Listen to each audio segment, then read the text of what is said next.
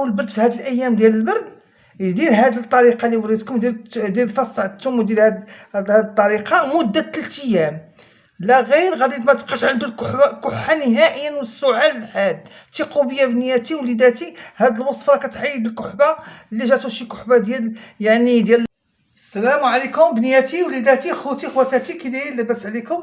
مرحبا بكم في فيديو جديد. اليوم هذا الفيديو ان شاء الله غادي يكون مفيد لمتتبعاتي العزيزات الحبيبات ديالي والمتتبعين وليداتي.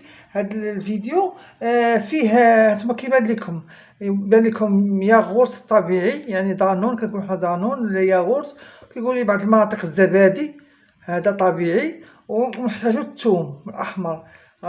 هادشي، هاد المكونات جوج كلهم معروفين وكاين في اي مطبخ. هادو هما المكونات اللي كاينين صافي. اشنو هما الوصفه؟ ان شاء الله هاد الوصفه ان شاء الله غتكون الثوم مع الزبادي، يعني مع الياغورت. اشنو كيديروا في الجسم؟ اولا تيقووا المناعه ديال الجسم، وهي الاهم. الا نقوى المناعه في الجسم راه كيقضي على بزاف الامراض، راك عارفين امراض العصر راه موجوده، كتبغي المناعه قويه. ثانيا يخفض الكوليسترول. ثالثا يخفض يعني ضغط الدم، يعني ضغط الدم اللي عنده ضغط الدم عالي تيخفض هاد المكونات جوج. وكيضبط الدهون في الجسم، يعني كيحرق الدهون اللي عنده الوزن زائد في الجسم، يعني كيحرق الدهون، ما كيخليهاش، يعني كيخفض الوزن. هادو الا تناولتيهم يوميا يعني زوينين من داكشي. هاد الوصفه كتعطي ثالثا كتعطي نضاره للجسم، كتعطي نضاره للبشره وبريقها. يعني ملي كتبدا تاكل هاد المكونين كتعطي واحد النضارات في البشره، البشره تولي لامعه وبريقه. ومن داكشي كتصفي الوجه، اذا كان الوجه فيه حبوب ولا طبعات كيكونوا بنيين كتحيدها. يعني كتخلص من امراض الاكتئاب. اللي عنده مرض الاكتئاب كتخلص من مرض الاكتئاب. الثوم بطبيعه الحال انه كيخلص من امراض الاكتئاب اللي كيكون عنده مرض الاكتئاب. تخلص من الفيروسات اللي كتكون في الرئه، مثل الرب، مثل الانفلونزا، مثل داك امراض العصر. الله ينجيناكم وينجيناكم كاملين بنياتي، الله يرفع علينا هذاك الوباء. حتى هو كيحيد هاد الوصفه، كتحيد هذاك المرض. يعني كتعقي، كتحيد، يعني كتحميك من مرض السرطان. يعني هاد الثوم مع الزبادي، هاد المكونين راه اللي كياكلهم يوميا مع عمر السرطان ما يجيه، الله يعافينا ويعافيكم. يكافح علامات الشيخوخه. يعني اذا كانت علامات الشيخوخه بحال التجاعيد، بحال اي مشاكل ديال الشيخوخه، ما كيخليهاش. اذا كان الانسان كيدير هاد الوصفه يحافظ على الاوعيه الدمويه. يعني الدمويه كتبقى عندك سيلان ديال الدم، يعني الاوعيه الدمويه كينقيها من الشحمه، من الكوليسترول. يعني كتكون عنده الاوعيه الدمويه تكون مع الجلطه، مع عمر الجلطه ما تكون ان شاء الله. يعني كتساعد على سيوله الدم، يعني سيوله ديال الدم كتولي الدم سائل، ما كيبقى عنده حتى شي مشكل. وهذه ثاني واحد الحاجه ثاني مزيانه تيحافظ على مستوى السكر في الدم. ديما المستوى ديال السكر في الدم كيبقى مزيان.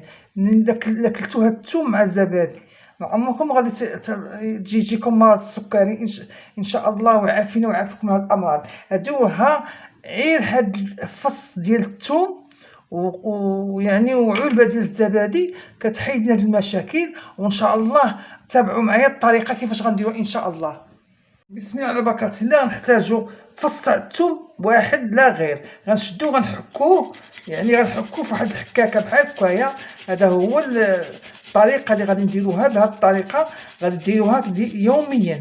يا اما تاكلوها على الريق، يا اما عند النوم ملي تبغيو تنعسوا تناولوها ومزيان. انا كنديرها شخصيا، غنشاركها معكم، كنديرها في الليل من بغي ننعس. يعني ملي كنبغي ننعس عاد كنديرها. دابا حكيت هاد الفص تاع الثوم، وغادي ناخذ علبه زبادي يكون خالي من السكريات، ما يكونش فيه السكر نهائيا،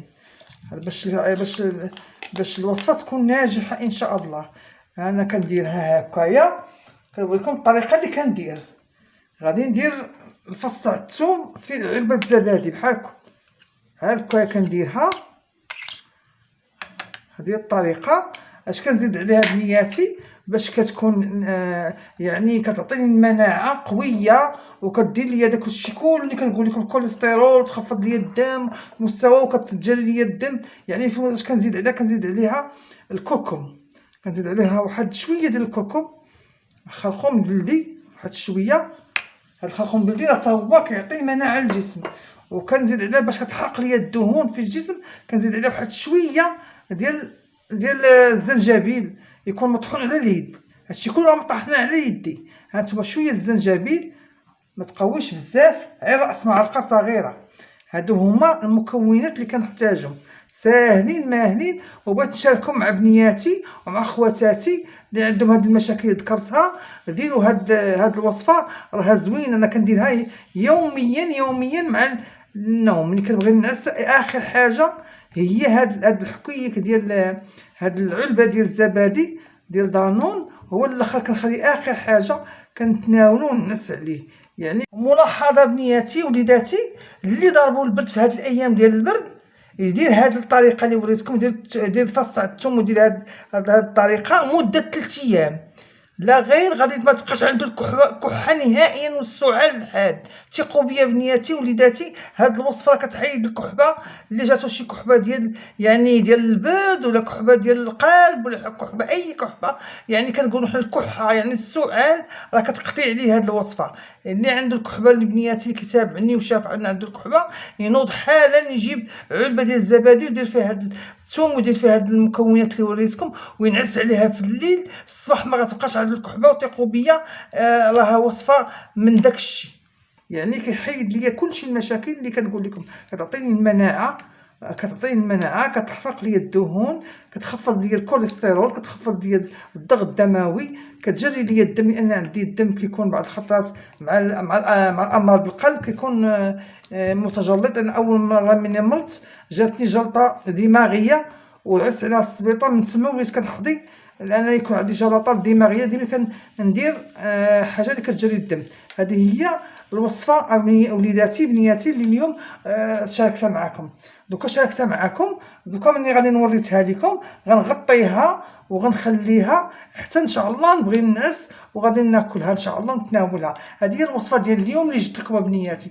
نتمنى نكون عطيتكم افاده وعطيتكم واحد المعلومه اللي كنديرها انا شخصيا وشاركتها معكم. راه ما عنده حتى شي، بالعكس هذه راها هاد المعلومه اللي عطيتها لكم راها ذهبيه، راها مشروب، راه هاد الوصفه سحريه من داكشي. كتحيد بزاف المشاكل وسهله. يعني علبه زبادي كدير 2 دراهم، وفص تاع الثوم احمر اللي هو ساهل كيكون في المطبخ عندك، تاخدي فص واحد، والخرقوم البلدي راه موجود، والسكينجبيل موجود. وهذا هو الفيديو اللي عطيتكم اليوم.